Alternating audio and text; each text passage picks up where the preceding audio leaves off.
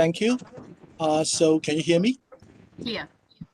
All right. So I'm pleased here today to share my teaching and the experience using Socrates for teaching for my course on housing economics.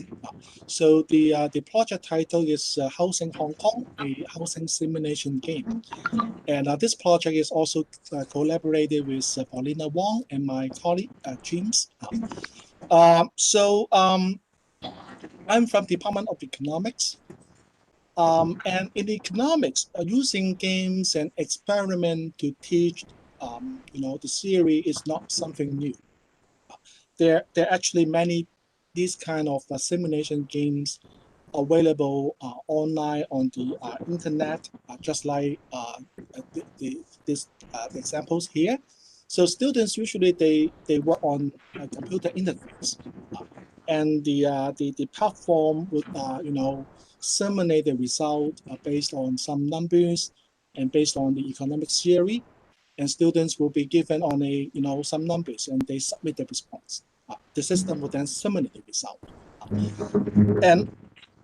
and these games for teaching economics has its drawback because these games usually build on economic models, and you may know that models usually build on some assumptions, and in particular for economic model. So the models basically is just a simplified version of reality. So I'm not saying these games are not good for teaching. It depends on the purpose using games. So if the purpose is for students to understand a theory, okay, to test a theory, I think these platforms are perfect. But they do not provide a direct understanding of reality, because the reality not just consists of numbers. Okay, so what I'm trying to do this year for my course Housing Economics, because housing is an important issue, I think, all over the world. And one topic is about the home search process, and also how to price housing based on different attributes. So these are the picture here, extract from my Facebook.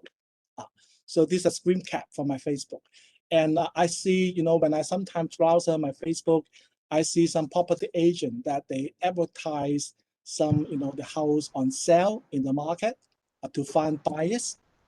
So just like this one, the property agent posts the pictures, okay, and they also provided some information like the size, how many rooms. Sorry, this in Chinese. So basically, it's some description of the units on sale, and so potential buyers, they can give response, and also they can send message to the property agent that if they are interested in this house, they could arrange viewing, for example. So this is actually what exactly happened in reality. This is this screen cap on my Facebook, and you can see at the time when I captured the screen, my phone, the battery only with 2% left, the battery. Okay, all right. So how I use a software to design a simulation games for the home search process. So each student, okay, so at the beginning, they given some buyer's profile. All right. So the profile including the income, the saving, and also their preferences. So the profile is just like this one. So each student will be given, these variables. So this is just example. So let's say for student number 1, okay. So the income 35,000 Hong Kong dollar, the saving 1 million, for example. And so these are the preferences. So the location, no preferences, how many room, the building age, the floor level, transportation, liquidity.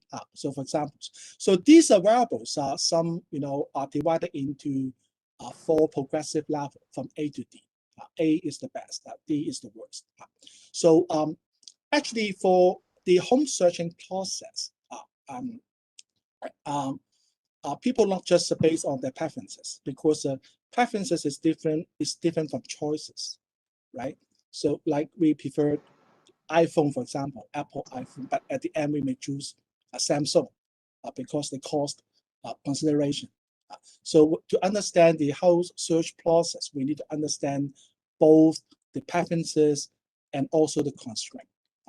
And because in reality, buyers, they would also make a purchase with mortgage. So when students they play this game, they also have to pay attention to the mortgage lending standard. For example, the loan to value ratio, debt to income ratio, for example. All right. So buyers are given this profile, okay, independent profile, and these profiles are, also shared with all students in my class, and all Sorry, students Gary, they also act as a yes. Sorry, Gary, about 4 minutes left. Just to update. Just 4 minutes left. Okay, I'm sorry. Okay, no worries. So students also they divided into a group as a seller, 34 students. So they try to identify the property and then recommend to buy it. So this is, we rely on the software, the platform to do the game.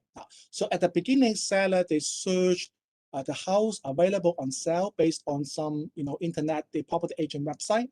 So they post, this on software, and then they provide caption. So based on those attributes that of the house.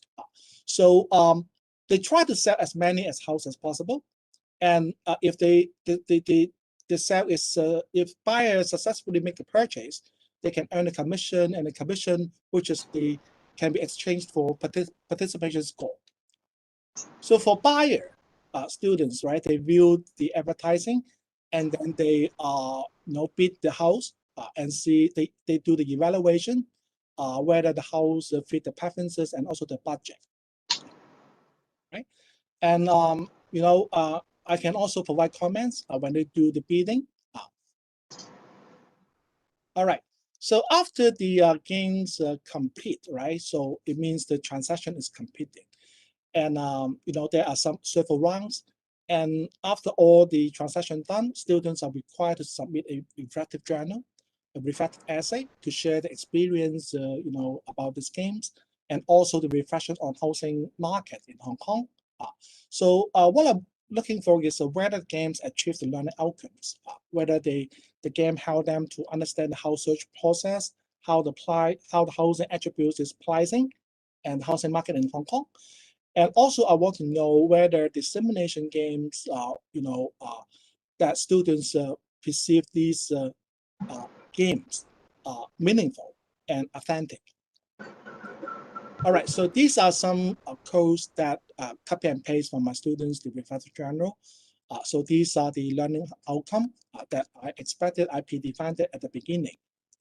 And so, for example, say for the housing attributes, this is from students. Liquidity is important because people were not willing to buy something that hard to sell. So this is, direct copy and paste from my students.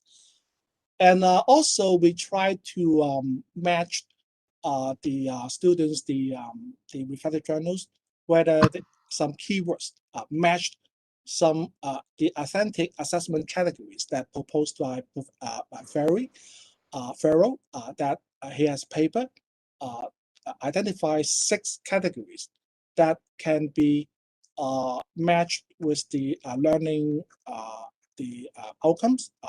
So for example, whether the students they're able to transform the classroom knowledge to the real life, whether the games provide students a self-reflection, right? Blah blah blah, right? So these are the assessment categories, and we have an independent rater to look at all the submitted articles, the reflective essay from students, try to match some keywords into one of these 6 categories defined by the model from the paper that from Farrell.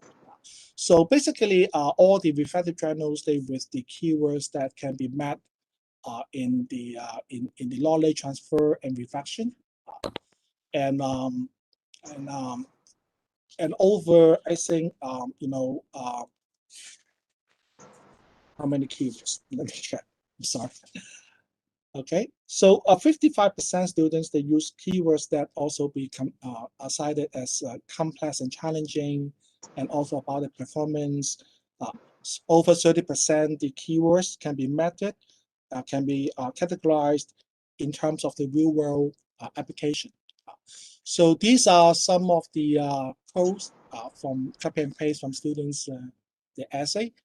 And you see these are the keywords that match these assessment categories. We have 6 assessment categories, and we do the content analysis. We have a research assistant to do all the mapping. So these are some of the codes here. Okay, because the time constraint, that's I think all I have for today. Thank you very much. Thank you, Gary. Maybe I have a question I can ask you, Gary. So you know the very first time we tried out, so can you share an example whereby it didn't work on Sockle? You know, the very first one we tried, and then there was no engagement, no activity. So would you like to share? Would you like to share when Sockle didn't work for you in the very beginning, and why? And how did we come out of this? How did you mean this year?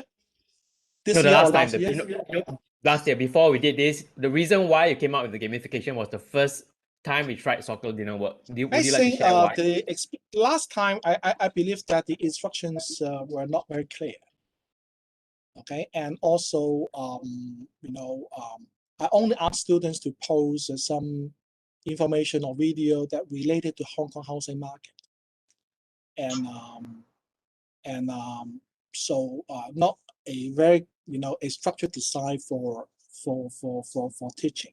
So I think the design, the structured instructions are very important for using Sockle for teaching, because this platform is new to students. And even for this year, at the beginning, students have no idea what to do. So we need to have a pre-game session to introduce students to the platform, the requirement for the games, what they have to do clearly. This is important, the pre-game session. Thank you so much. Thanks, Dr. Gary. And